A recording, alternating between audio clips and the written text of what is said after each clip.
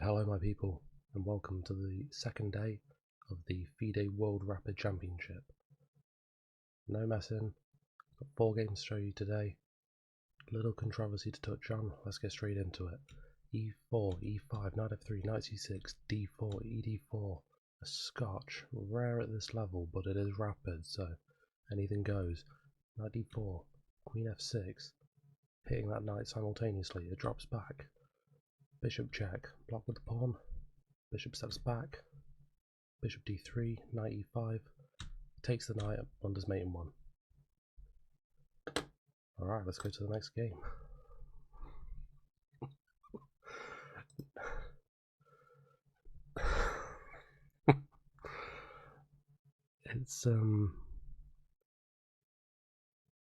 It's almost comforting, really. This is a 2650 Grandmaster, has just blundered mate in 1 on move 8 with, how much time did he have? The full thing. He spent 3 seconds taking that knight and just blew the whole game away. So if you're watching this and you still do this kind of thing, it's never too late. Don't think they're all immortal at the top. These things do happen. But seriously, let's go on to the slightly longer game between Magnus Carlsen and Vincent Keimer. These guys have played each other a lot in the recent year.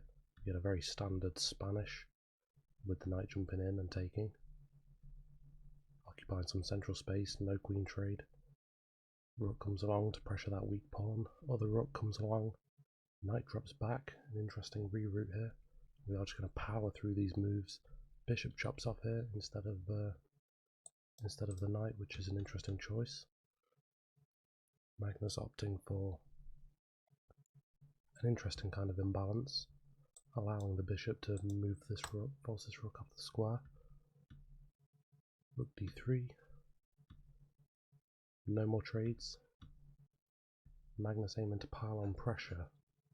But of course, they have these split pawns against these doubled ones. It's not quite clear yet who is really playing this for an advantage. Now Keimer says no to a rook trade. More movement forward, hitting the rook. Cashes in on the pawn. Captures. We win it back. And we get this endgame, which you could argue was somewhat orchestrated from earlier. Knight versus the bishop. Bishop's usually stronger in these endgames, but Magnus has great propensity to build up all his pawns on the light squares. You know, this little soup ladle structure will just be immortal compared to this piece. So, Queen d7. Queen check. Possible queen trade. We do get one. Can Magnus Carlsen win this endgame? Bishop drops back, and the computer wants to profess maybe a slight advantage. Could argue it's the weakness of this pawn. But again, not immediately clear. King g6. Hit the pawn, it pushes forward, knight jumps in, bishop guards that pawn, and the knight is just pestering, it's just poking around. But bishop d6 here from Keimer. Computer wanted either bishop b8, maintaining scope on here, or possibly c4, which is also a difficult move to play, because you surrender this pawn to a light square for the rest of the game. You can't crash forward up all the while that the pawn is on b2. Keimer plays the third best move and arguably the most natural, bishop d6. And here if Magnus plays knight f5, bishop f8, maybe something like king e2. Although the computer doesn't show it right now, if you let it sit on a high depth, this is actually winning. Why? Well, for one, this bishop is incredibly passive. The king can just walk up and try and take this pawn, because it's stuck guarding here. and you just have more time, you have more tempi to try and impose your strength as such. But again, it's still very difficult. Magnus, however, after we see this bishop d6 move, opts for knight d5 instead. And there's a clip of him circulating around, I'm sure you can find it. He's just distraught with himself after playing this. Throwing his hands in the air, berating himself. It's a rare occurrence for us to see him miss a move like that. Because it allows f5 and you can just chip away at this outpost immediately. King e2, take, knight comes in, king guards the pawn, Keimer temporarily up one pawn but soon gets dislodged, and I think after this you can sense where this is going. Too few pawns keep getting chopped off the board, and as we power through, bishop covers there, Magnus still down a pawn, and tricky with having a knight versus the bishop, but the more pawns come off, there's just no way forward,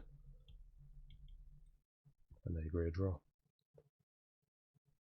Magnus, I believe, drew all his games this round, bar one first game win against Vidit with the black pieces.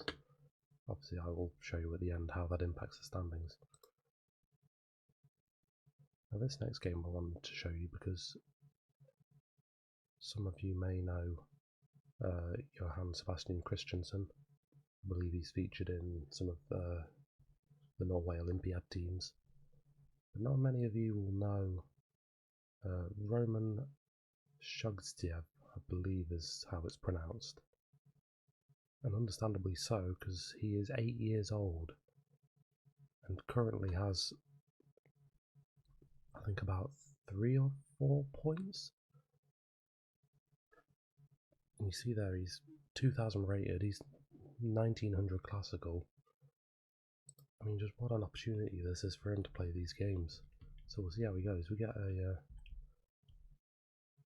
sort of fried liver-esque Italian game. Some trades early. Knight comes forward. The queen's hit back. Take. That bishop obviously hanging, so we pick that back up. Bishop drops back. Here, maybe greed would have been encouraged. Take on c7. Of course, there's rook c8. But maybe you can. Okay, you can't go knight b5, but you can go knight d5. Good opportunities for checks. Regardless, it's a rapid game, so we get knight c6. Now he takes, rook hits, drops back, and an interesting counter attack of b5. Rook takes here, and then smashes forward with e4. c4 now. You may wonder why this wasn't taken. I think knight e5 is just giving up a little bit too much. You hit the rook. This pawn is getting dangerously close to marching forward. So Christensen doesn't go into that. Instead we see then c5 from Shugstiev. Most accurate move now actually being rook d3. Now it works, because let's say play knight e5 now, rook d5, and there isn't actually any danger here because the rook is adequately covering all the back rank. Christensen takes the wrong pawn. Knight jumps in, over to the side, exchange in the middle, rook comes across, and knight jumps in again, and just small little inaccuracies, just subtleties right now that Christensen seems to be failing to capitalise on. Of course you've got to defend that rook fork. The rooks double up, pawn smashes through, get a trade. And now we can take stock of this endgame. First of all, the knight's under fire, so it moves, naturally. Rook hits it again. Guarding it, that's your only option. King comes in. Knight finds itself on a nice square there. But it seems really that Roman has weathered the storm. and could have good chances to draw this. I mean, the pawn structure is reasonably symmetrical. Rook and knight versus rook and bishop. Who's to say you can't hold this? The knight shuffles its way around. Check. Another check.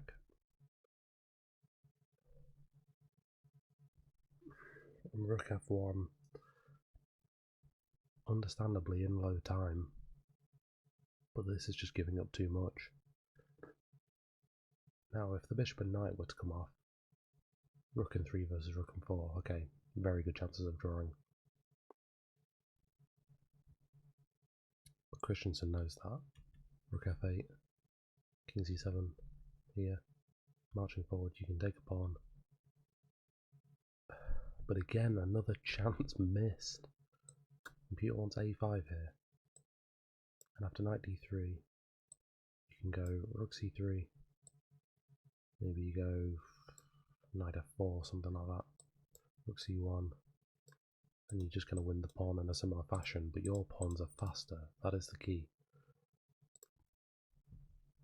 We see something a little similar, rook d5, knight b2,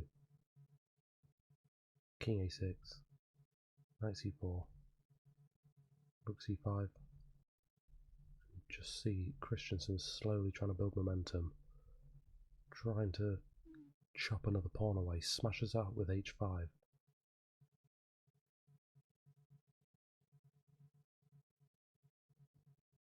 And what is this? What is this from Christensen?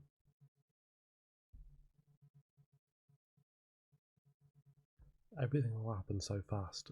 The clocks are incredibly low. Rook b5, it's not clear why this is a blunder.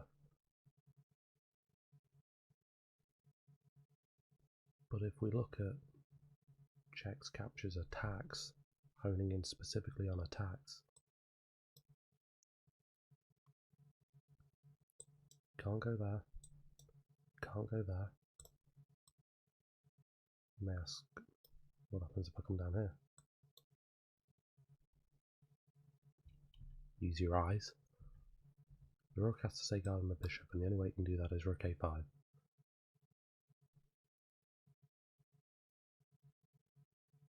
But it doesn't really guard the bishop, because after this, g4, this is not an even rook endgame, let me tell you that. This pawn is impossible to defend. Do that, just going to chop it off. And how we said before that these pawns would be quicker than these, this one is still here to stop the attack. We're just going to march on forward.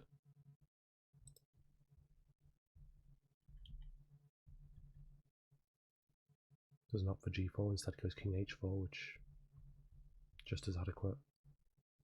Put 2 pawns on either side of the board, but only one side is winning. Marches on forward, black making a really good advancement. The white's just there first.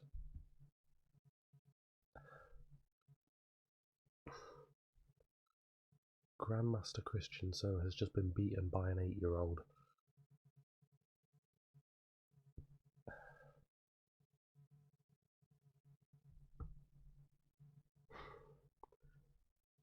It's games like this where I sit and think, what if I'd have got into chess at that age? Or maybe what could have been. That is unbelievable. I mean, a fantastic win for him. I mean, he'll be well on his way to master titles in no time. And the final game, we have a battle of relative leaders in the women's section. Anastasia Bodnaruk versus Zhu Jingye. Both of them, I believe at this point, currently on around 6 points, leading the pack. But we'll see who can prevail from this. Very interesting Sicilian already. Bishop drops back. Have a knight exchange. Guard the pawn. Already, it looks quite good as far as Sicilians go. Get a nice bulky centre here, occupy loads of space. d4, bishop b6, bishop c2, d6, bishop e3, castles. Bring a rook along. I mean, I would be delighted to have this position with white, but that's why I never played the Sicilian with black. e5. Ignore the threat in the middle. Queen comes out. Possible mate threats. Knight could jump in. Bishop could help. Knight g6, knight f5. And here, the first mistake. Zuzhinier takes the helm here. Rook fe8. As natural as any move could be, this could be quite a soft square in future. Naturally, you want to shred the centre open and put pressure here. But after queen g4, there's all kinds of threats on this king.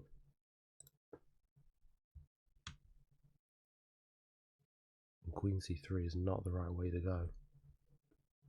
Naturally, to avoid those threats, king h8 was the best move. But we see queen c3. Zuzhinier gets greedy, takes the free pawn. Pressure here, possibly. You know, this pawn is just lingering out in the wilderness, all alone. But after bishop b3, just look how soft this all is. Again, this is why king h8 needed to be played. Because that pawn will not survive. Queen b4, de5.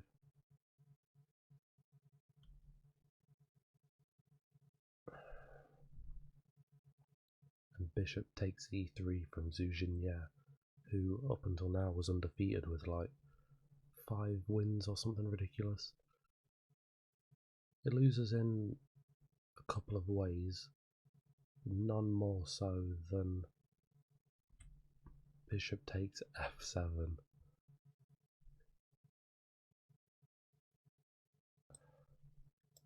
If you take, now you've got 2 options. You don't take here, because there's just king g8, and actually you can lose the exchange. So you have to go either rook c7, or take the pawn this way.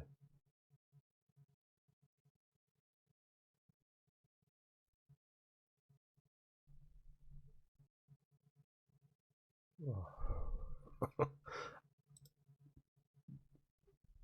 No, that's not it. No, or you take the bishop and give yourself a holy triple stack. This is winning. We see rook c7. Simple threat. Now the pawn is taken. And just look at this onslaught from Bodnaruk. Queen takes. Now this is a forced mate in 18. Obviously no one's going to see that all the way through. But we get rook g6. Queens come off. Rook takes here. Knight d6.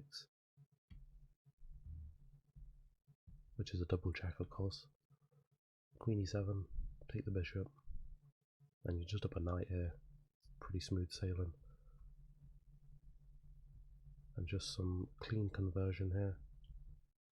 Of course, you could do something like this to try and get rooks off and make it even simpler. After king d4 and knight b3, chopping the pieces down. Anastasia Bodnaruk is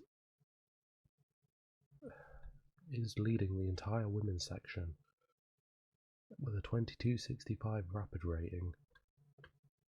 I mean, she has just been unstoppable. And if I just pull the standings up for you here,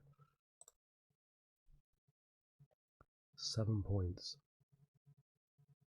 out of 8 rounds, 6 wins, 2 draws. I mean, that's just unbelievable. When you see the company she keeps, you know, 6.5 back, Humpy Conneru and Zaimar, Zuzhinier here, Nurgul, Sadamova, Garachkina, you've got other, you know, Garifalina, Lanyo, Tinge.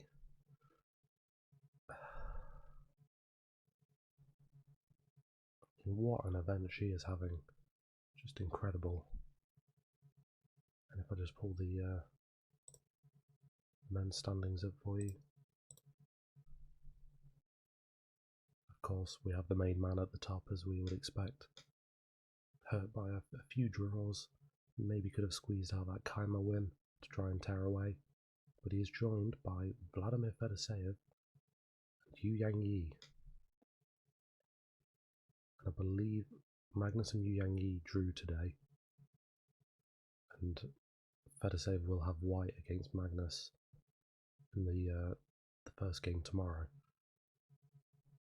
Our generic IC suffered a tragic loss to Fedoseev in his chances to, he has to win the entire rapid event to qualify for the candidates via the V-Day circuit. Damaging loss to Fedoseev there, but he is still in the running. Him, MVL, Dubov, some really good names there on 6.5. This tournament ain't over, folks. So, thank you all for watching. It's been a very quick, snappy one today, but join me tomorrow for the conclusion. Thank you all.